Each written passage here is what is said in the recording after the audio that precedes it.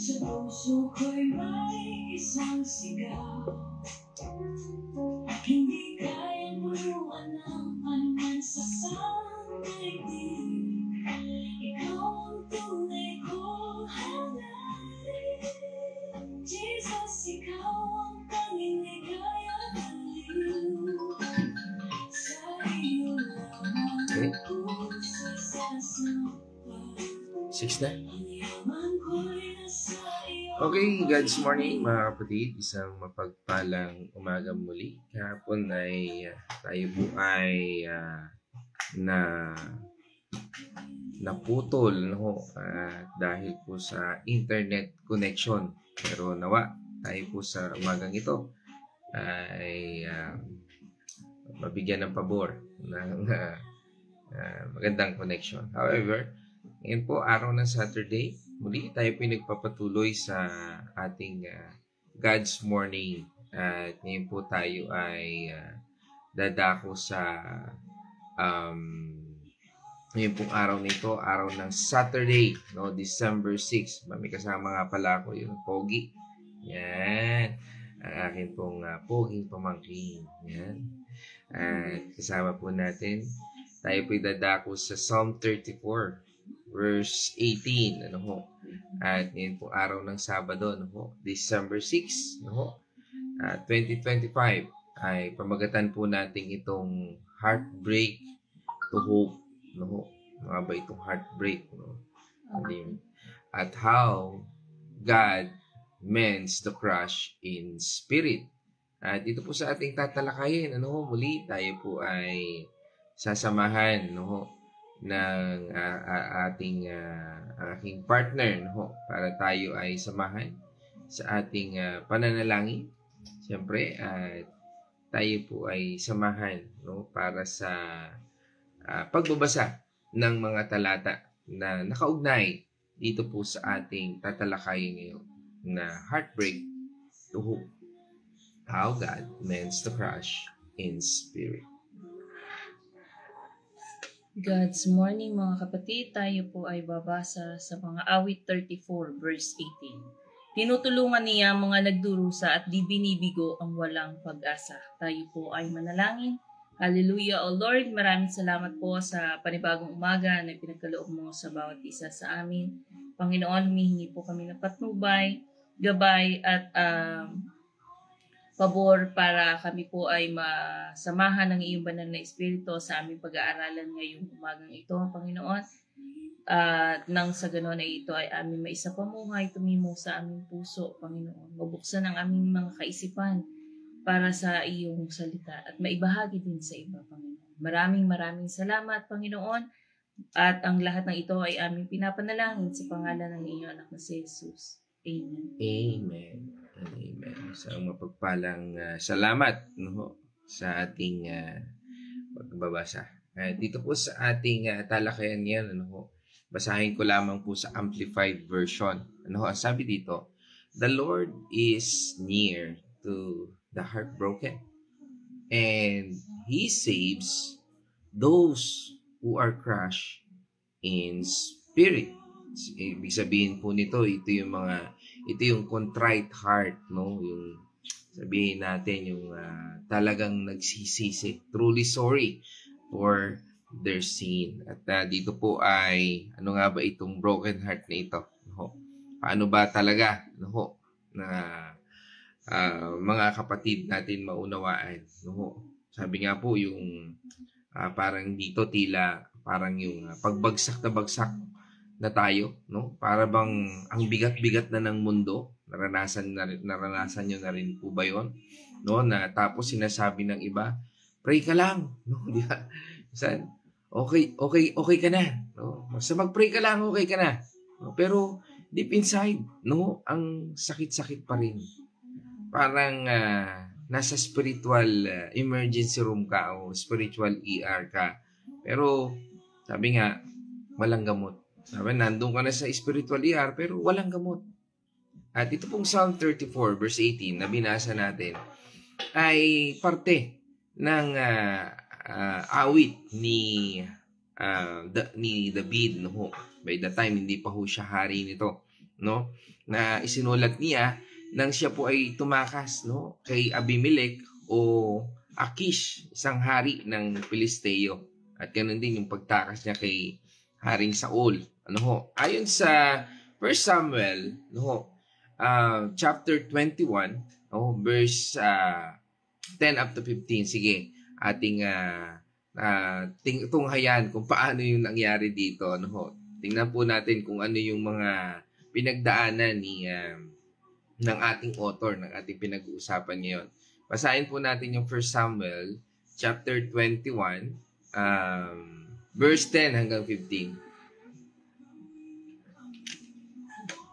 Nang araw na iyon, si David ay nagpatuloy sa pagtakas kay Haring Saul at siya'y napunta kay Akis na hari ng Gat. 11. Ngunit nakilala siya ng mga tauhan ni Akis at sinabi nila, di ba't iyan si David ang hari ng kanyang bayan? Siya ang tinutukoy ng mga mananayaw ng awit nilang, pumatay si Saul ng libo-libo, si David na may 10,000. 12. Pinag-isipang mabuti ni David ang usaping ito at siya'y natakot na maaaring gawin sa kanya ni Haring Akis. 13. Kaya't nagkunwari siyang baliw nang siya'y hulihin. Nagsusulat siya sa mga pader ng pintuan ng bayan at hinahayaang tumulo ang kanyang laway. 14. Kaya't sinabi ni Akis sa kanyang mga tagapaglingkod, bakit iniharap ninyo iyan sa akin? Hindi ba ninyo nakikita't baliw? 15. Masakit na ang ulo ko at sa dami ng baliw dito, bakit dinagdag pa ninyo ang isang iyan? Ilayo ninyo iyan. Yan yung wisdom, ano? At sabi nga, nagkunwari siyang baliw para hindi siya patayin. Habang nagtatago sa kuweba ng Adulam, no, diyan po siya nagtago. Sinulat niya ang salmong ito bilang pasasalamat sa Diyos sa kanyang pagliligtas at pagpapakita ng habag sa gitna ng takot at panganib, no? Nakita natin dito, no, isang strange, no? Imbis na sisihin niya yung Diyos, pinasalamatan niya yung Diyos kasi ito sa wisdom, no? Sa sitwasyon ni Haring David, no, ay sabi nga, siya ay nakita natin dito do sa sinasabing yun na unang bahagi, tumakas siya, ano, kay Haring Saul para sabi nga ay hindi siya mapatay, no? Kasi gusto siyang patayin ni Haring Saul, no? Because of the jealousy in politics, ano. Pero yung pinagtaguan niya, gusto rin siyang patayin. Parang wala na siya mapagtaguan, hindi ba? Pero because of that wisdom, pinasalamatan niya yung Panginoon Diyos. Hindi maganda, no? Nagkunwari kang baliw, tapos tumutulo yung laway mo, talagang syempre hindi mo naman basta-basta mapapaniwala yung mga tao doon kasi mga mandirigmaya kung hindi ka ganun ka best actor, no? Kaya makikita natin dito yung pagiging best actor ni Haring David, ano ho. Kaya nga imagine natin yung Gat na yan, di ba? Lungsod ng kanyang kaaway, ng kanyang pinatay. Yun yung kanyang pinagtaguan. Yung lungsod ni Goliath. Pero kaya siya kilala, no, ng mga tao, no? Kaya nagpanggap siyang baliw, no, para makaligtas. At sa kabila ng kahihiyan at pangamba, napakatibay po ng pananampalatayang ito. Masasabi na lang nating sana all, no, nagtiwala siya sa Panginoon Diyos. Kung ating titingnan yung piling ni Haring David, di ba? Nung takot siya kay Saul, nagtatago sa kuweba at umiiyak kay God, no? Doon sa binasa natin kanina dito sa talata ng 1 Samuel chapter 21. Ganon din tayo minsan.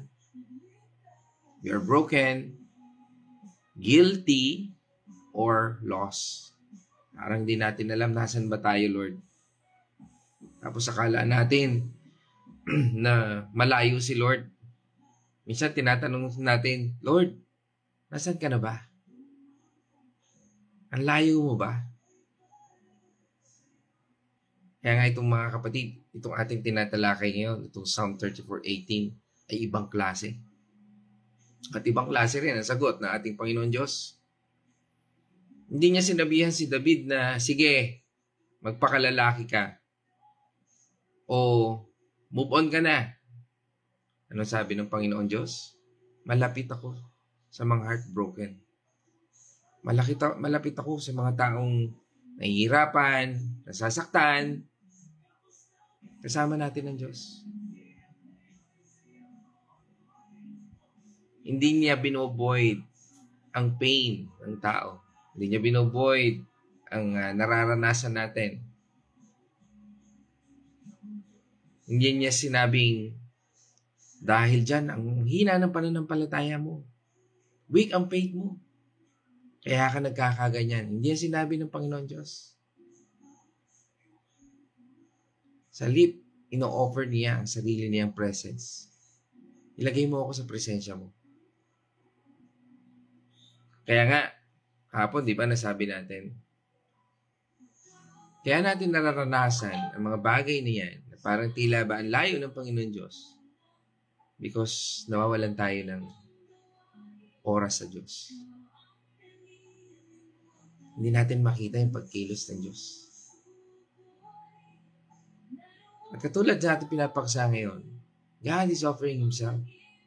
Kapag nandun tayo sa sitwasyon na tila ba hindi natin nakikita ang pagkilos. At bakit nga ba natin kailangang maunawaan at maintindihan ang talatang ito? Bakit? Kasi madalas ang mundo ay nagsasabi sa atin na, sabi nga, distract yourself sa fame. Anong ginagawa natin minsan? Shopping, inuubos natin yung oras sa cellphone, TV, o mga bagay na pwedeng madistract muna tayo doon sa pain, sa ating lungkot, o ano pa man. Minsan, good time. Minsan, nagpapakalasing. Pero pag gising mo, andyan pa rin yung problema.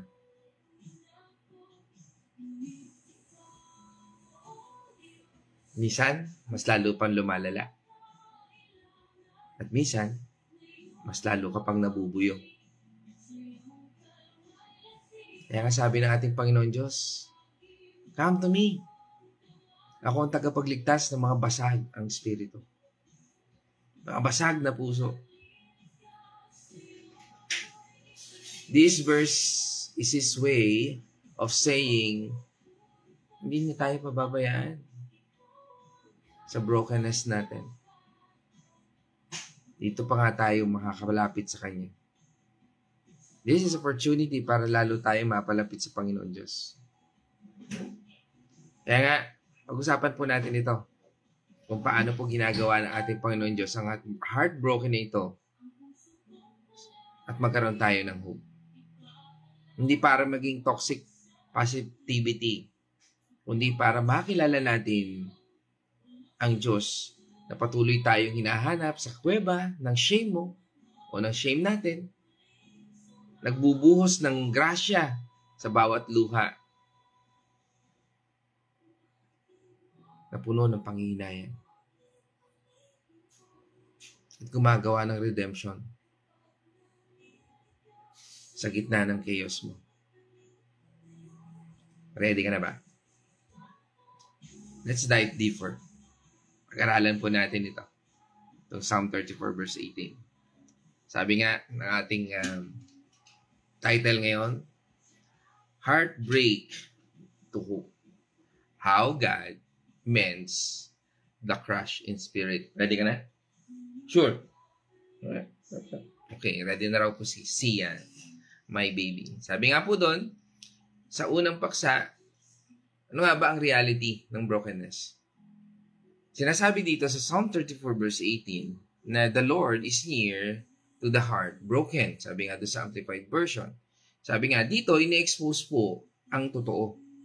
Hindi immune ang bawat believers. Hindi immune ang bawat tagasunod na ating Panginoong Hesus sa sakit, karamdaman, pain, whatsoever. Kahit nga si Haring David, di ba? Sa binasa natin kanina, the author of this psalm, siya po ay nagtago sa kuweba. Takot at broken. Basag ang puso. Sinabi yung basag ang puso, hindi alam kung anong gagawin. Katulad po ng ating binasa dito sa 1 Samuel chapter 21 kanina. Kaya nga, dito, ina-acknowledge ni God na normal ang heartbreak. Kaya kung minsan naisip natin, bakit ako nagkaka-heartbreak? Bakit Lord, parang ganito? Tandaan po natin, it's not a sign na weak ang faith natin. Minsan naisip natin kaya siguro ako nagkakaganito. Ang hina ng pananampalataya ko. Tandaan po natin, it's not a sign that our faith is weak. Kundi, it's opportunity. The word is opportunity para ma-experience ang kanyang presence. Last Sunday, na topic namin ito about opportunity. And the same as this. Kaya nga, pag nararamdaman natin yan, it's an opportunity. Tandaan po natin, ang pagiging normal ay hindi nangangahulugang acceptable. Marami pong misconception pagdating dito No, isa sa misconception po niyan dahil parang iniisip ng iba na dahil normal ang heartbreak, okay lang na manatili sa estado ng pagiging broken at hindi na magsumikap na maghilom. Parang hindi, okay na ako dito. Clarification. Bagamat normal ang heartbreak, hindi ito dapat maging permanenteng estado. Ang pagkilala na malapit ang Diyos sa mga broken heart ay nagbibigay po ng pag-asa at lakas para maghanap po tayo ng healing at restoration. Mahalaga po yun na hinahanap natin yung healing and restoration. Hindi tayo dapat maging kampante sa pagdurusa, kundi gamitin natin ang pananampalataya para makaahon. Sabi nga, hindi rin ito lisensya para magpatuloy tayo sa kasalanan o masamang pag-uugali. No? Dahil marami po na sabi nga na dahil hindi sign ang weak, minsan ang faith, ang heartbreak, pwede tayong magpatuloy sa mga gawaing nagdudulot ng sakit at pagkasira ng puso. Sabi nga po, yan po yung mga bagay. No? Clarification, again, ang pag-acknowledge na malapit ang Diyos sa mga broken-hearted ay hindi nangangahulugang pwede na tayo magpatuloy sa kasalanan o masamang pag-uugali o mga habit natin. No? Again, babalik ka ulit saan yan? Sa sakit mo yan o baka mas matindi pa maging sakit mo o maging parusa sa iyo ng Diyos. O maaring consequences, maaring hindi parusa ng Panginoon Diyos, consequences dahil sa pagpapabaya mo sa sarili mo o maging sa espiritualidad sa buhay mo. Sa halip mga kapatid, dapat itong magtulak sa atin na lumapit sa Diyos para sa kapatawaran at pagbabago. Ang tunay na pagsisisi at pagtalikod sa kasalanan ay mahalaga para sa ganap na paghilom. Again, nabanggit natin kanina na ito ay pagkakaroon ng opportunity. Ang pagkakaroon po ng opportunity ay hindi garantiya na automatic po yung paghiling o yung paghilom. Minsan, nagkakaroon tayo ng misconception dahil ang opportunity o dito sa heartbreak na ito o parang sabihin natin opportunity heartbreak nito, lilawin ulit natin yan, Minsan pa, inaisip kasi natin dyan na dahil opportunity ang heartbreak para ma-experience ang presence ng Diyos, automatic na tayong gagaling ng walang pagsisikap. Wala tayong gagawin. Hindi natin tutulungan yung sarili natin. Sabi nga minsan, dahil sa automatic ko naman ito, hindi na rin ako magba-Bible study. Hindi ko makailangan yan. Ang hirap kasi gabing-gabi na tapos i-explain pa ni pastor. Pag i-explainin pa ako, mag-aaral ako ng Biblia.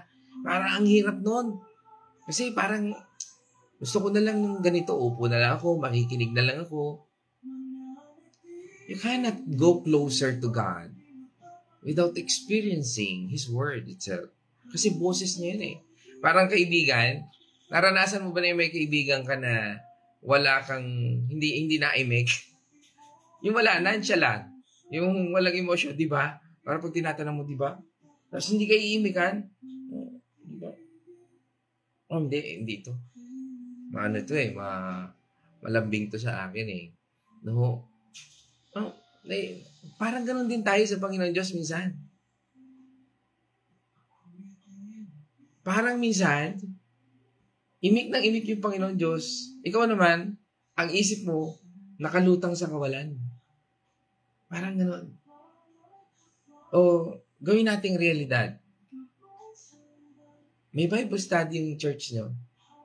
Hindi ka naman umaten. Hindi ka naman nag-aaral. Hindi mo makikita. Hindi mo maririnig kung ano sinasabi sa iyo ng Panginoon Diyos. Ay makikinig na lang ako kay pastor. Importante po yung mabasa natin. Importante rin, minsan yung brokenness natin. Yung minsan hindi mo maintindihan. Tapos ay nabasa ko ito eh. Tandaan mo, iba yung isang bagay na pinag-aralan mo tapos napakinggan mo pa. It's advantage.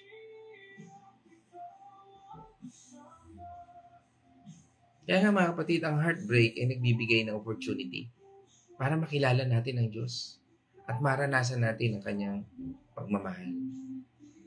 Ngunit hindi ito garantiya na automatic ang paghilom. Kailangan natin na aktibong pagkikipagtulungan sa Diyos sa pamamagitan ng pananalangin, pag-aaral ng salita ng Diyos, pakikipag-ugnayan natin sa iba't ibang mananampalataya, katulad nga po ng Bible study, at paghingi natin ng tulong sa mga professional kung kinakailangan.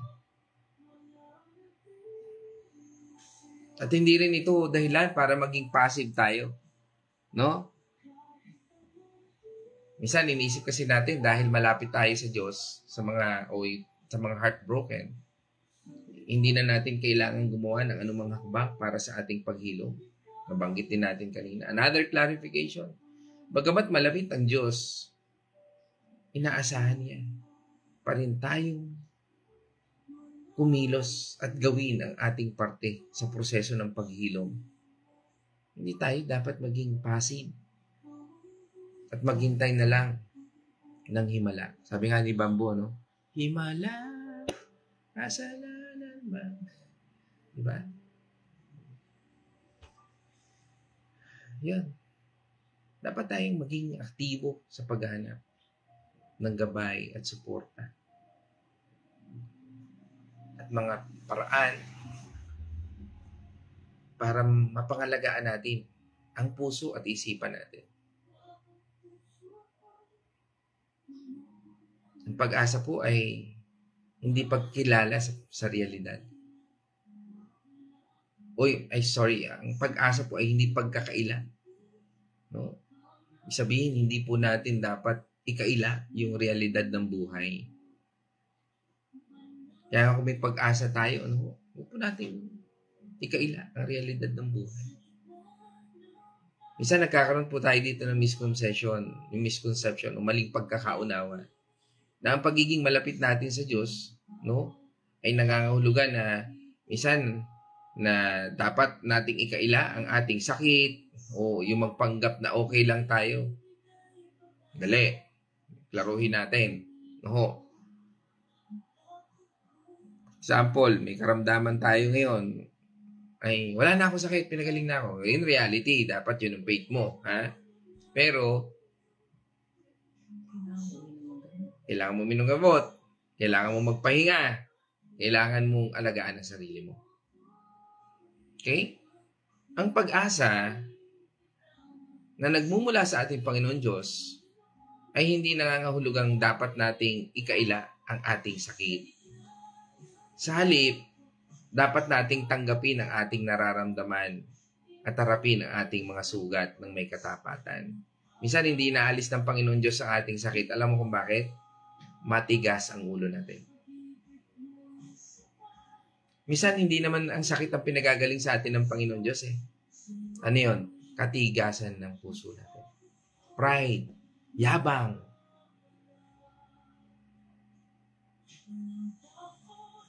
Yan ang inaalis sa atin ng Panginoon Diyos.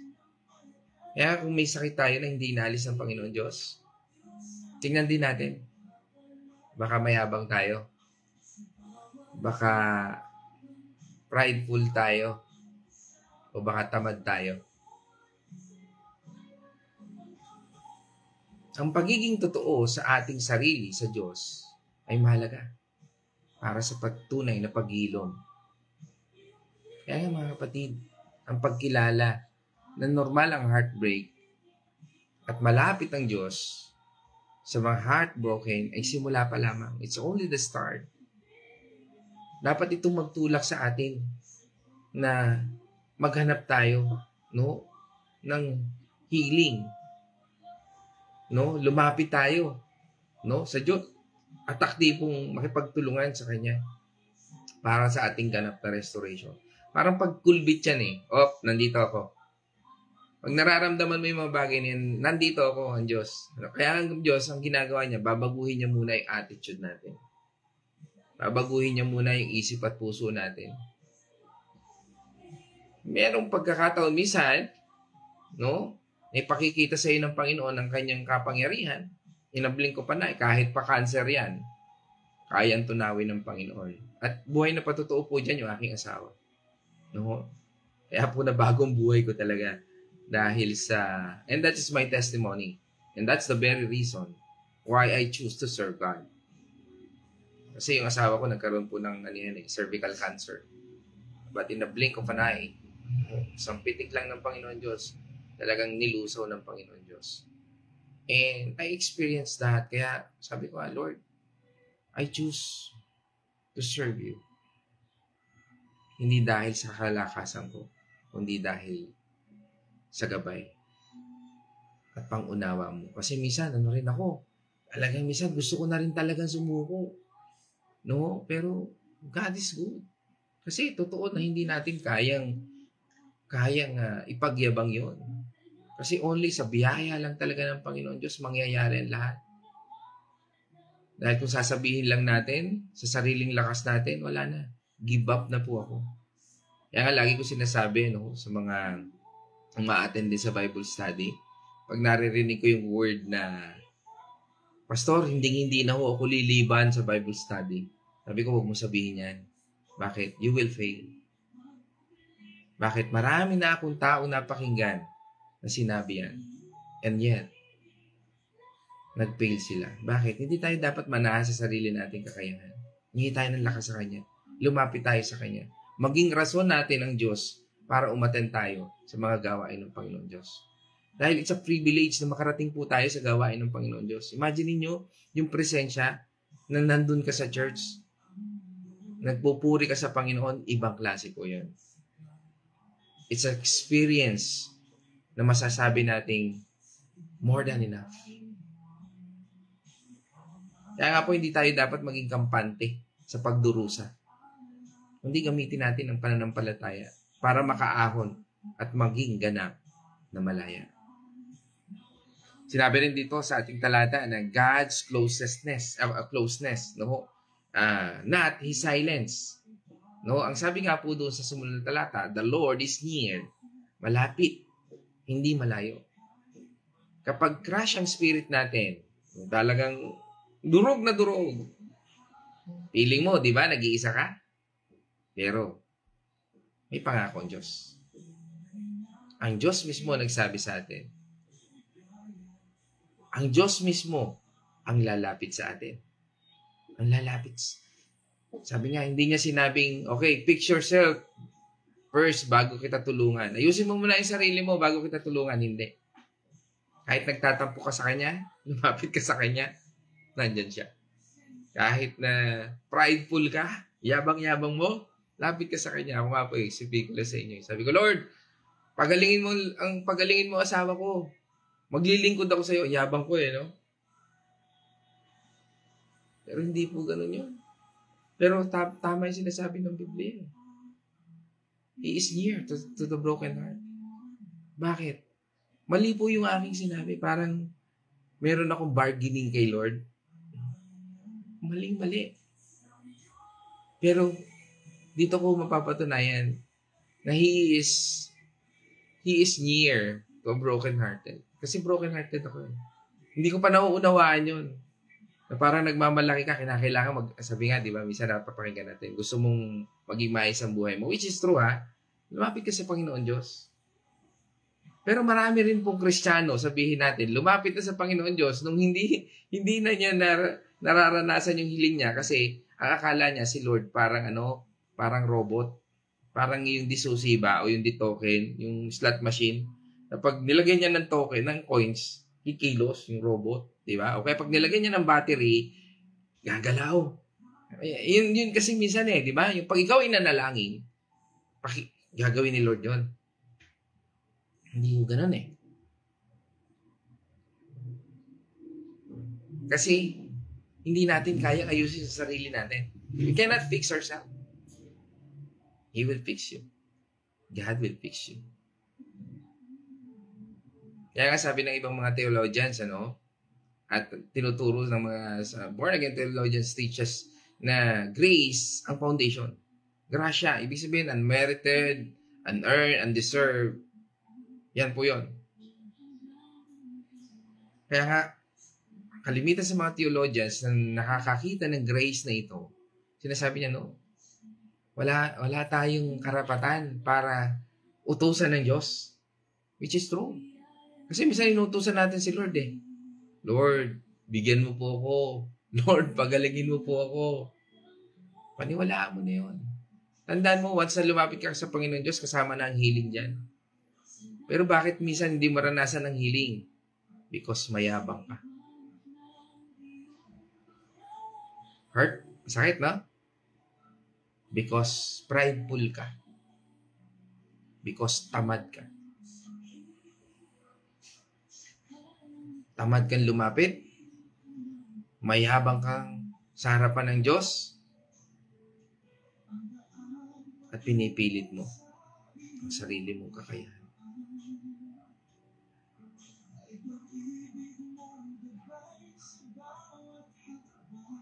Christ already closed the gap through the cross. Parang dalawang bangin. Andito ka sa kabila, andito yung kabila. Ito bangin. Ang ginawa ng Diyos, inilagay niya yung kanyang sarili para makadaan ka. Yun yung cross. Naging tulay.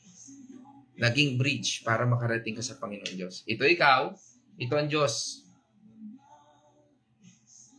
Ito yung bangin. Kaya yung Panginoon Diyos, inilagay niya yung sarili niya para makatawid ka sa Panginoon Diyos. Sabi nga sa atin na Ephesians 2, verse 13. Sabi po niya doon, ngunit ngayon, dahil sa inyong pakikipag-isa kay Kristo, Jesus, kayo na dati malayo sa Diyos ay inalapit sa pamamagitan ng dugo ni Kristo. Yan po yung kahalagahan ng tinanggap natin ang ating Panginoon sa Kristo bilang ating Panginoon at tagapagligtas. Again, true repentance ay gateway to healing. Kung totoong tayo nagsisisi, yan po yung daan sa tunay na kagalingan. Pansinin po natin yung sinabi doon sa talata natin sa Psalm. Sabi niya doon, truly sorry for their sin. Doon sa Amplified Version. Yan po yung totoong nagsisisi. Yan po yung mga crush in spirit. Sabi nga, hindi lang emotional pain, kundi brokenness over sin. Sabi nga sa atin ng 2 Corinthians 7 verse 10.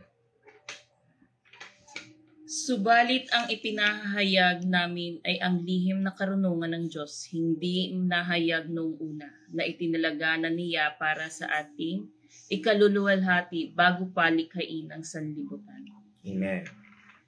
Kaya nga, mga kapatid, para sa mga mananampalataya, mga tagasunod na ating Panginoong Kristo, for those believers, especially mga born-again believers, ang salvation dito ay twofold. Ano po ito? Una, spiritual. yung forgiveness o yung pagpapatawad kapag nagsisisi tayo. Ano nga ba yung sabi doon ng 1 John 1:9? Subalit kung ipapahayag natin sa Diyos ang ating mga kasalanan, maaasahan nating patatawarin tayo ng Diyos sa mga ito. At lilinisin tayo sa lahat ng ating mga kasalanan sapagkat siya'y tapat at matuwid. Amen. Yun po yun. Kapag ipapahayag natin. At yung isang fold is emotional. Dito po, inaalayan niya tayo sa healing. Siya mismo. Halimbawa, kapag nahuli ka sa kasalanan, di ba? Halimbawa, nahuli kang ng babae sa hotel mismo. Halimbawa, nahuli ka, ano ho? Di ba? Naku, ang pag-iyak. Di ba? Siguradong ang pag-iyak mo sa guilt mo, sabi nga ay daan para maranasan mo ang restoration ni God. Imagine mo, hiwalaya ka talaga ng asawa mo noon. Di ba? O nahuli ka, pag nanakaw, nahuli ka sa anumang maling kasalanan. Di ba? Doon lalapit ka eh. Kaya nga di ba, mga Kristiyano ngayon, kung totoo kang Kristiyano, pag nakakagawa ka ng kasalanan o kakulangan, kaya nga po ako natutuwa ako sa isang banda, minsan kasi pag may mga kapatid tayo na hindi nakaka-attend ng Bible study sa maraming dahilan, pagod, minsan may mga schedule talagang hindi inaasahan, minsan talagang makikita mo yung guilt nila. Pero sabi ko, hindi tayo dapat mag-guilt kasi minsan kung talagang ginawa naman natin ang best natin sa Panginoon, totoo naman maiintindihan tayo ng Panginoon. Kasi minsan may mga bagay at priorities, lalo na kung yan ay patungkol sa pamilya natin. Kasi nga family first Pero marami rin kasing scapegoat. Yung ginagawa na lang dahilan, yung kanilang sitwasyon para lang hindi makarating sa Bible study. Iba naman pong klase yun. Kasi nga po, again, only God, hindi man tayo makakatago sa Panginoon Diyos Kasi nga po, ang Bible study, hindi po para kay pastor. Para sa atin po yan. At para sa Diyos. Na inaalaw natin yung sarili natin na makakilala natin ang Diyos. Ngayon, kung ayaw mong makilala ang Panginoon Diyos, nasa sa iyo yan. It's yourself. Pero huwag mo sisihin ang Diyos. Damay mo na rin si pastor o yung church mo. Kasi bakit? Na hindi ka lumalago sa pananampalataya? O hindi mo nararanasan yung pagpapala ng Diyos? Tamad ka Real talk. Masakit. Pero yun po ang katotohanan.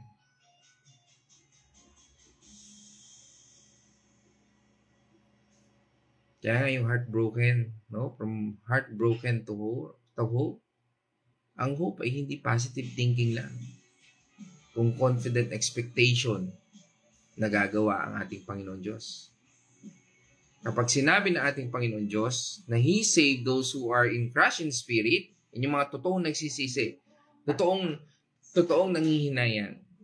Ang salitang saves, sabi nga doon sa Hebrew word niyan is yasha. Yasha. Means deliverance. Sabihin mo nga, yasha. Yasha. Yasha. Sabi mo, yasha. Ayan. Ibig sabihin po nito is deliverance now. Ngayon. Yung deliverance niya, ngayon na yun. Yasha. Sabi nun, yung saves. Ngayon na po yun. Kaya kapag tayo ay lumapit sa Panginoon, Lord, patawarin mo po ako sa aking nagawang kasalanan. Deliverance now yan. Pero Lord, ba't hindi pa ako nagaling? Ayan. Tandaan po natin, ang healing in His timing. Sa timing ng Diyos. Bakit? Kasi nga po, katulad ng sinasabi natin, minsan, inaalis ng Panginoon Diyos yung yabang natin, yung pagiging tamad natin, pagiging makasarili natin, everything that is not in the fruit of the Spirit. Kasi gusto palitan ng Panginoon Diyos yung spirito natin. Inaalis niya yan. Kasi nga, galit siya sa kasalanan. Paano? Pamagitan ng pananalangin. Kaya nga, doon sa panalangin, di ba, minsan, Lord, andito ako. I'm broken.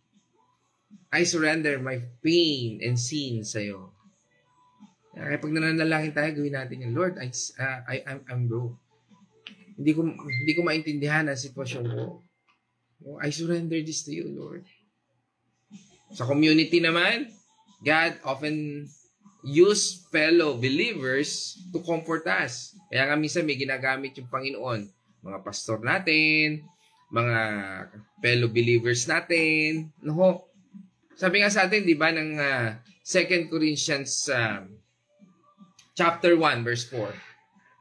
Inaaliw niya tayo sa ating kapighatian upang sa pamamagitan ng kaaliwang tinanggap natin sa Kanya ay makatulong naman tayo sa mga nakakapis.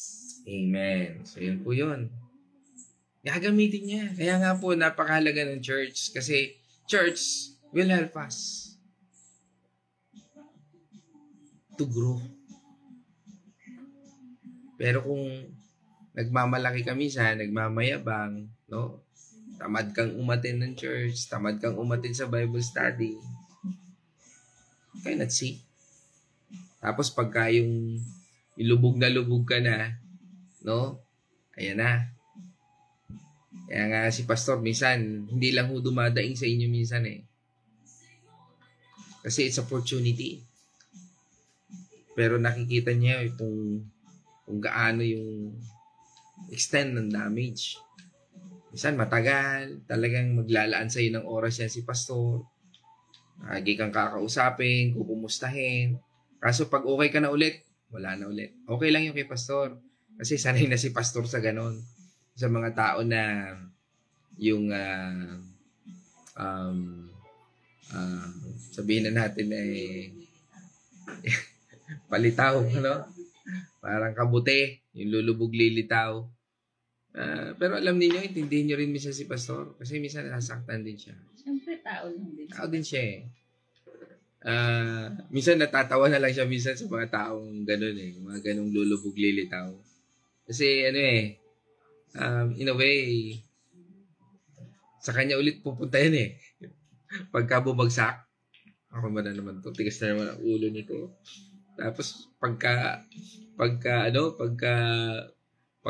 basag na naman, lalapit na naman sa'yo. Pero pagka hindi na naman, lilimalim, kalamay, parang ano eh. Parang yung baboy, di ba yung baboy, lilinisan. Di ba? May nakita kasi ako ganun. Nilinisan niya yung baboy, ano, linis-linis na. May pabango pa, may ganon. Pinakawalan niya, nakakita ng putik yung baboy. Ala, anong ginawa? Talon doon, naglulumundag doon, tontuwa. Tapos yung yung naglinis sa kanya, napakamot na lang. No? Ganon din po si pastor minsan eh.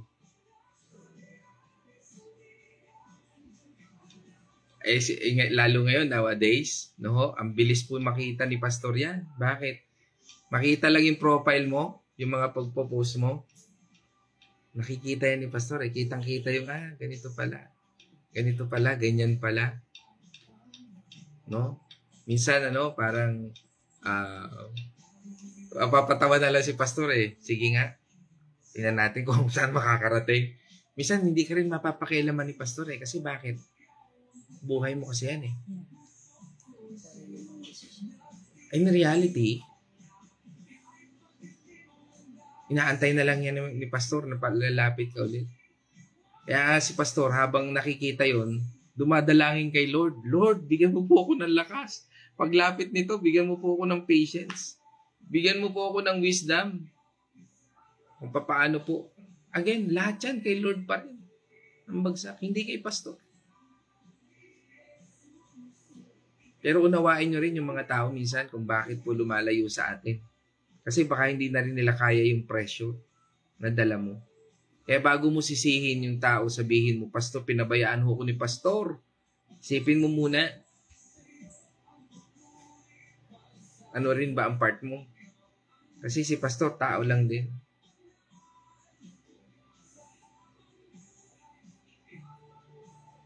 Minsan, wag mo ring abusuhin yung pagiging broken heart mo. Minsan, yung salita ng Panginoon Diyos, His promises, no? Yan po makakatulong sa atin. Lagi rin naman tayong babalik yan eh, sa Word of God. Kaya nga kung tamad ka magbasa ng Biblia,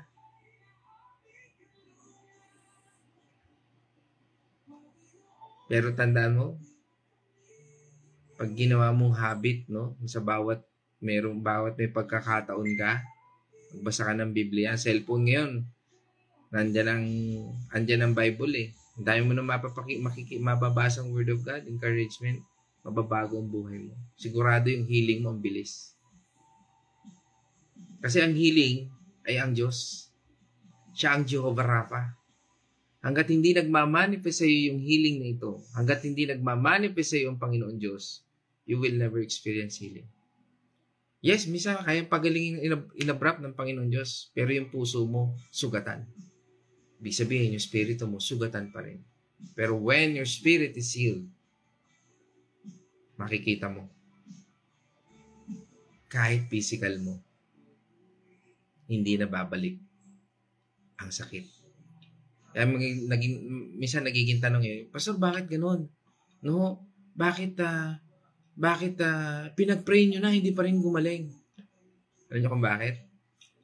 Sira ang spirito nun. Ang may sakit doon is spirito. When God always speak, di ba? Pag siya nagpapagaling, di ba? Sabi ng Panginoon, pinatawad na ang iyong kasalanan. Bakit? Because that is healing in spirit.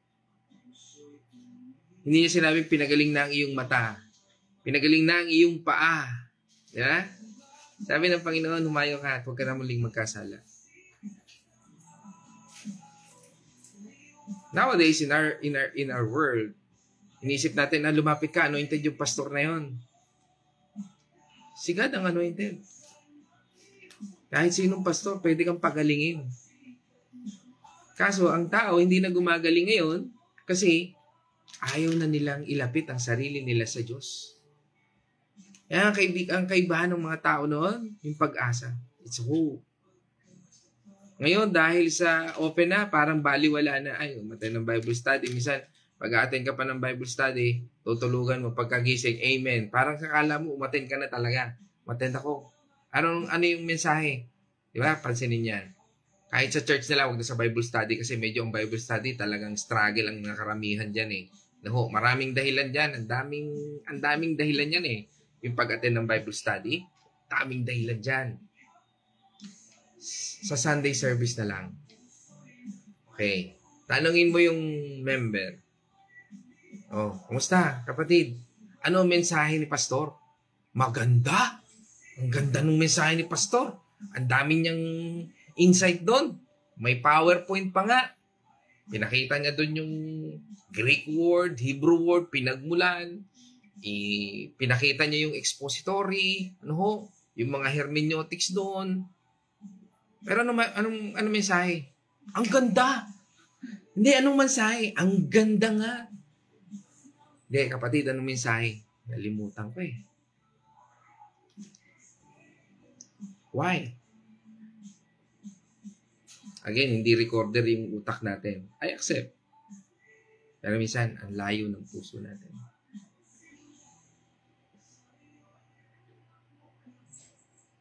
Lalo na doon sa mga Kristiyano na matatagal na panahon. Sabihin natin mga 10 years pataas o 5 years pataas. Tanungin mo sila. Pero yung mga bago, tanungin mo yan.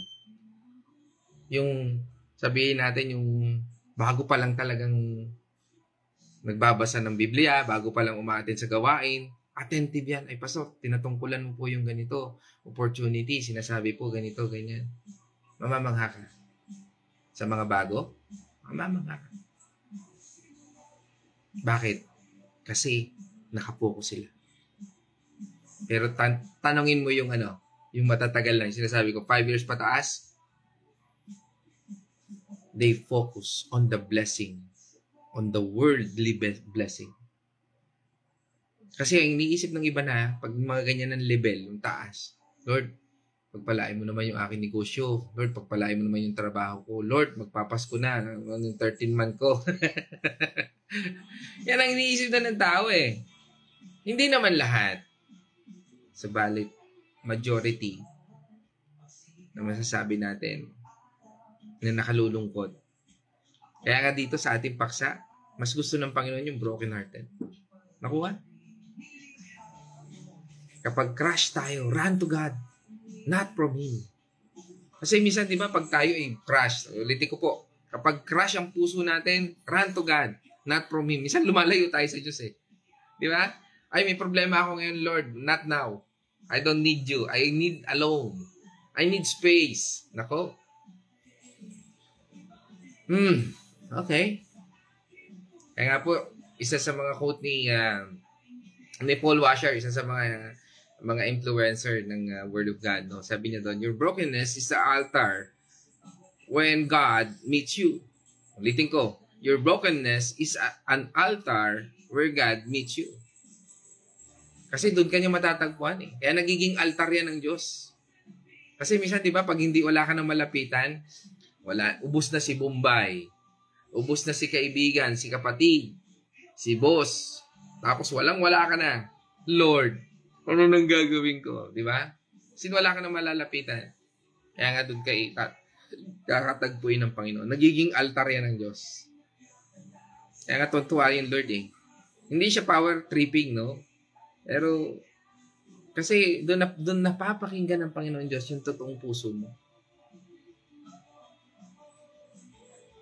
Again, hindi ini-enable ng ating Panginoon Diyos ang victim mindset. Yung parang biktima ka. Yung parang, Lord, kawawa naman ako. Lord, wala na akong magawa. Hindi po niya ini-enable yan sa Kristiyano. Katulad ni Haring David, di ba? Pwede niya sabihin, Lord, naglingkod naman ako sa iyo, sumunod naman ako sa iyo. Ginapi ko nga yung libu-libong mga kalaban mo. Hindi siya nagmalaki, di ba? At pagkos, pinasalamatan niya yung Diyos kung paano siya nililigtas, kung paano ginagawa ng Panginoon Diyos. Kaya nga, hindi po niya ini-enable sa atin yung victim mindset, yung parang kaawa-awa tayo. Hindi.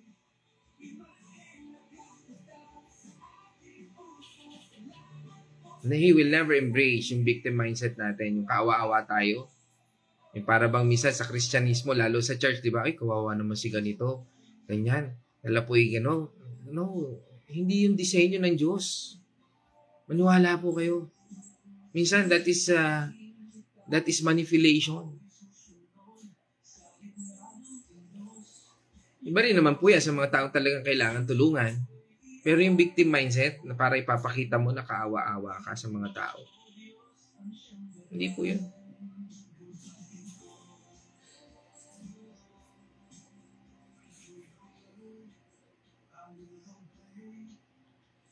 Kaya kung minsan inisip natin ito, yung victim mindset, alisin nyo sa isipan yan. Dahil hindi ho yan galing sa Panginoon Diyos. Bagamat hindi niya ini-enable ang victim mindset, pero ini-embrace niya ang sabi nga ay nagtatalikod sa pride. Pag tinatalikuran mo yung pride, pag tinatalikuran mo yung, ano ibig sabihin ng pride? Hindi, okay lang yan. Okay lang yan. Kung di ako tulungan, okay lang yan. Pride yun. Pero pag tinalikuran mo yan, Lord, kailangan kita sa pagkakataong ito at nagtitiwala ako sa iyong kabutihan. Yan yun. Pero kung prideful ka, it's up to you. O hanggang sa katatagal. Pero you will learn. Tanda natin, hindi ka tatagal. Bakit? Maaring sabihin mo ngayon, tapos lalayo ka sa Panginoon Diyos? I don't know. I don't think so. Tandaan mo lagi ikaw ang talo pag lumayo ka sa Panginoon. Kaya nga mga kapatid, final reminder, ang heartbreak ay hindi katapusan, kundi daan para mas makilala natin ang ating Panginoong Hesus. The man of sorrow, sabi nga doon. Sige, tingnan po natin yan. Basahin po natin yung talatang yun. Sa Isaiah 53 verse 3. Hinahamak siya ng mga tao at itinakwil. Nagdanas siya ng hapdi at hirap. Wala man lang pumapansin sa kanya. Binabaliwala natin siya na parang walang kabuluhan. Amen. Yan, di ba? The word speak for itself. Kapag binabaliwala natin yung Panginoon Diyos, yan. That is the man of sorrow. Kung ikaw ay born again, kung ikaw ay mananampalataya ng Panginoon Diyos, tagasunod ng Panginoon Diyos, your pain is safe in His hands. Tandaan po natin. Trust His process. Magtiwala po tayo sa proseso ng Diyos. Sabi nga sa atin ng Psalm 147 verse 3, He heals the brokenhearted and binds up their wounds. Sige po, basahin natin sa Tagalog version, MBBO5. Psalm 147 verse 3. At ang mga pusong wasak ay kaya ring lulunasan at natamo nilang sugat ay bibigyan ng kagalingan. Amen. Diyan po tayo magtatapos, mga kapatid. Nawa ay nakatulong sa atin ang ating devotion. Nawa ay hindi ito maging offensive, no? Sa buhay natin. At ngayon, mga kapatid, tayo naman ay dadako sa Wednesday reflection na hindi natin nagawa kahapon, no? Kasi naputol tayo. Hindi ko na ho itinuloy kasi halos nandun na rin naman po yung message. Nawa ay nagbigay po sa atin ng aral, no? At isang kagalakan na may bahagi ang salita ng Panginoon Diyos sa bawat araw at kalakasan ay binibigay niya. At sa kanyang biyaya, at ang kapurihan lamang po ay sa ating Panginoon Diyos. Ngayon naman tayo po ay dadako sa Wednesday reflection. Magandang umaga po muli sa ating lahat. Nandito naman po yung aking take away dito sa ating napag-aralan. Lumapit po tayo sa Diyos sa panahon ng kalungkutan sa halip na manatili sa kalungkutan, ipagkatiwala natin ang ating mga problema sa Diyos dahil siya ay mapagkalinga at malapit sa mga nagsisisi at humahanap ng tulong. Ang Panginoon lang po ang ating kakampi or siya ang tagapagligtas natin dito kung ano man yung pinagdadaanan natin sa ating buhay, sakit man yan, kung ano man yung paghihirap na pinagdadaanan mo. Lumapit po tayo sa Panginoon sapagkat ang Panginoon po ay hindi tayo iiwan sa ating mga dinadanas na kapighatian. Magpasalamat at magpuri sa kabutihan ng Diyos. Ang mga awit ay nagtuturo rin na dapat nating purihin ang Diyos sa lahat ng pagkakataon, lalo na sa kanyang kabutihan at pagmamahal.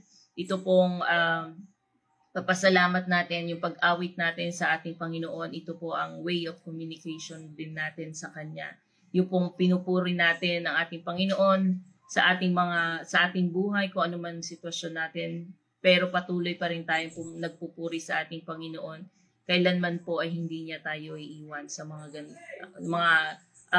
sitwasyon na kinakaharap natin.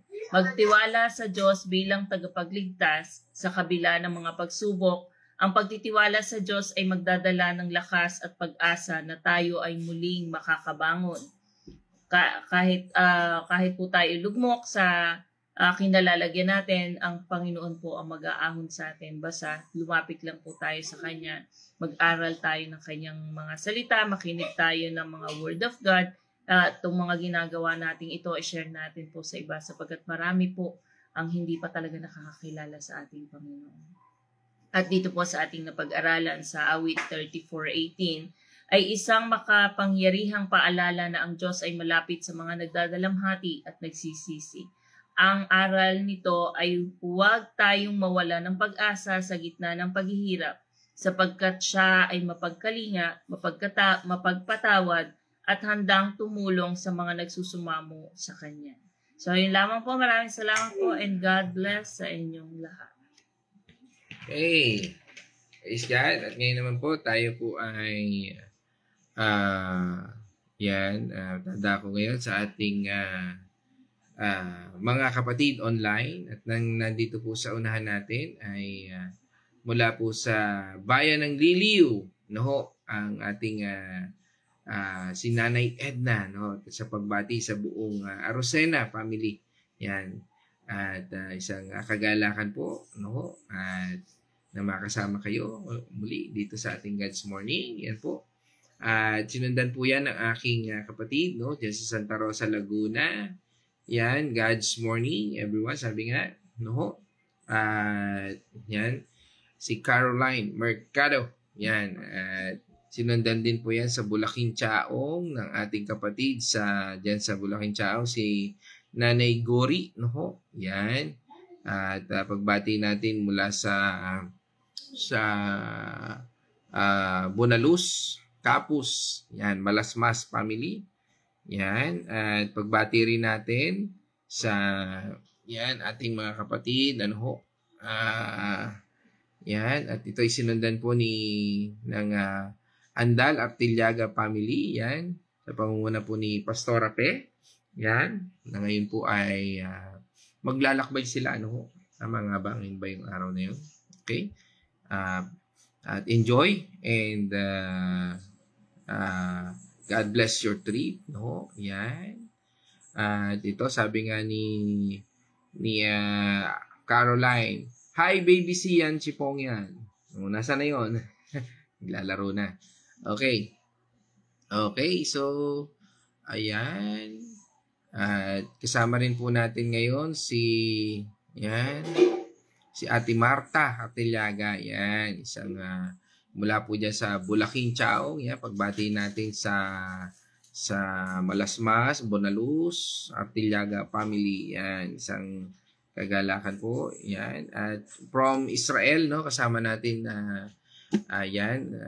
si Sister Maria Pe. Parang nakita ko rin siya kahapon. Yun. Lagi rin natin kasama from Israel. No, yan, no, nakakatuwa. Yan ang gustong-gusto kong mapuntahan. Ang Israel, no. Yan, no. Pero nakikita ko pagka nagpo-post si Sister Maria. Ang ganda ng Israel, no? Imagine ko lang doon ang ating Panginoong Hesus sa mga lugar na yan. And anyway, so yan, kasama rin natin from Pampanga, no, San Fernando, kasama natin ating kapatid doon, si Cindy Mercado. Yan, isang mapagpalang umaga yan. Lagi rin nating kasama at sharer din natin yan. At from Family Nonoso, kasama rin natin ito, mga maglalakbay, no? Yan, ingatan kayo ng Panginoon Diyos. Yan, kasama rin natin si Ate Nela Nonoso. Yan, at kasama rin natin yan, sino pang mga kasama natin dito. Yan, from USA, no? Kasama rin natin from Washington, Seattle, no? Yan, kasama po natin si Sister Abigail Dao, no, si Nurse Abby, yan, pagbati natin sa buong Dao family, yan, lagi rin natin yan kasama. At from Bulaking, kasama rin natin ang Layato, lagi rin natin kasama at sharer din natin to. Si Kuya Chris Artillaga, yan, at pagbati natin sa Silang Artillaga family, no, yan po sa Bulaking Chaong, no. Yan, sandali, lumalaki yung screen, ano, yan, kasi ho ay yan. Okay. Continue po tayo. Sino pa ba nandito? Yan. Kasama rin natin si yan. Yan. Yan. Kasama rin natin. Ba? Aking pinsan. No? Si Ate Monina from Mendez. No? Isang kagalakan na makasama nanonood kayo diyan, no? Sa regards sa congrats, no, congrats kay sa mga kiddos, no, sa mga achievements. Yan, hopefully ay makapasyal kami diyan o kayo ang pumasyal dito. Mukhang hindi kami makakapasyal diyan ngayon sa Mendez, no, kasi marami kaming alagang baby dog, no, baby dog. Yan. Okay, so kayo na lang ang pumasyal dito, maiba naman. Yan. At kasama rin natin ngayon ang yan, sa Bulaking. Bungoy pala, Dolores, kung di ako nagkakamali, kay Tatay Victor at Nanay Casey. Yan, kasama rin po natin yan. Yan. At syempre, kasama rin natin ang Tanyo Azucena family, yan, sa pamumuno ni Ate Carmeline. While walking on lake siguro, no? Pero parang madilim eh. Baka nakalimitan ito naglalakad sa lake habang nakikinig, ano. Yan, kasama natin ang Tanyo Azucena family at regard syempre kay Brother Arthur, nawa ay gumaling na sa kanyang injury. Yan, at syempre ganun din kay Pao, kay Julene, at syempre sa aming inaanak, no, na si Tyrone and Janessa. Yan, aming inaanak. Yan. Regards dyan. At dalangin ko ang patuloy na pagpapala ng ating Panginoon Diyos sa ating lahat, no? At dyan, kasama rin natin, no? Kasama rin ulit natin, no? Si Apong Tina, di ba? Yan. Isang kagalakan muli na makasama, makita si Ate Tina, no? At ang kanyang yan, asawa po na aking partner, si Architect Arnel. Kasama po rin natin yun. Yan. Pag-iingat, no? Yan. Yan. At ito, kasama rin natin, syempre, ang aking tita. Wow. Kasama natin si Tita Ami Santos Mercado dyan sa Tondo, Manila. Regards sa lahat, syempre, kay Uncle Ernesto. Yan.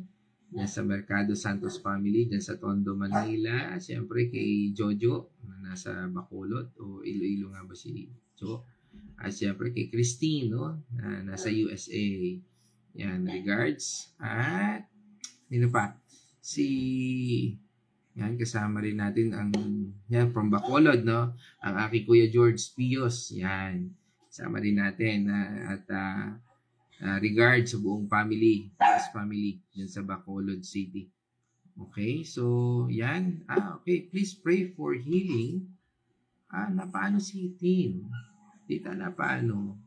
PM mo na lang sa akin, tita. Pag-pray din natin, no? Pray natin si Tin. Pero PM mo na lang sa akin, tita, anong nangyari. Para precise ang ating prayer. Pero pag-pray din natin dito. Okay, sino pa? Okay. Umuwi na ba si Ting nga pala? Nasa California siya eh. Okay. So, anyway. So, wala na po, mga kapatid. So, tayo po ay magtatapos, mga kapatid. Tayo po ay manalangin. Let's all pray. Hallelujah, hallelujah.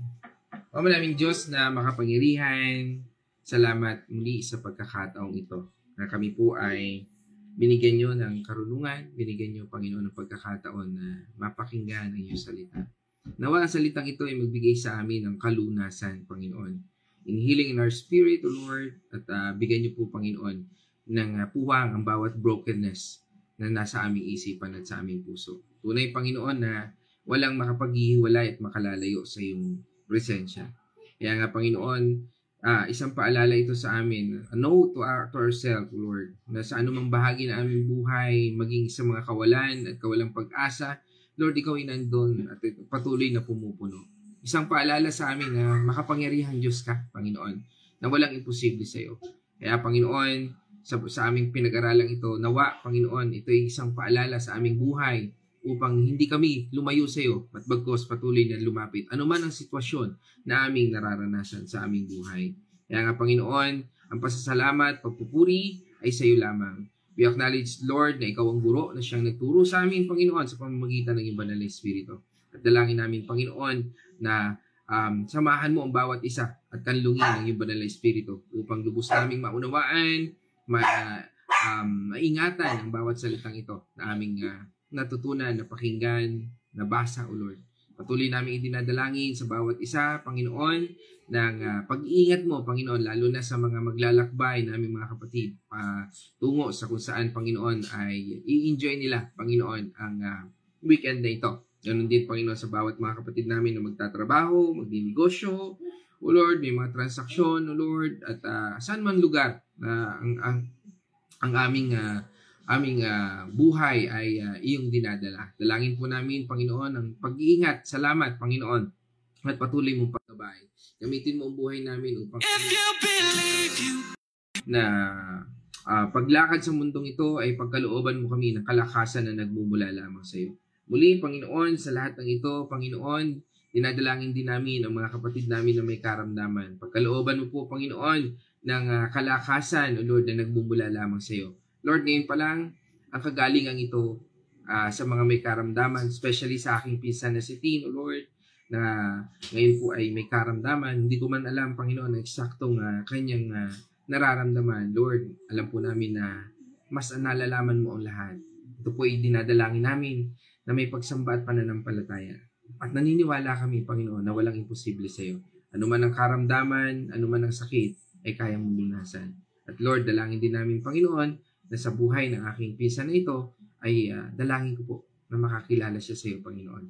Tanggapin ka niya bilang Panginoon at tagapagligtas at ikaw lamang maghari sa kanyang buhay. Muli sa pagkakataong ito, Panginoon, ang papuri at pasasalamat ay sa iyo lamang. Salamat Diyos Ama at sa pamamagitan ng banal na Espiritu, ikaw lamang pong aming pinupuri at pinasalamatan. At ito po'y aming dalangin sa pangalan ng aming Panginoon at tagapagligtas sa Yesu Cristo. Amen and amen. Mga kapatid, let us shout the shout of victory. Christ has died. Christ is risen. Christ will come again. And together, we are for Christ. Again, God's morning, everyone. Paalam ka na kanila. Ano sasabihin mo sa kanila? Dito. Ano sasabihin mo sa kanila? God bless po. Bye-bye.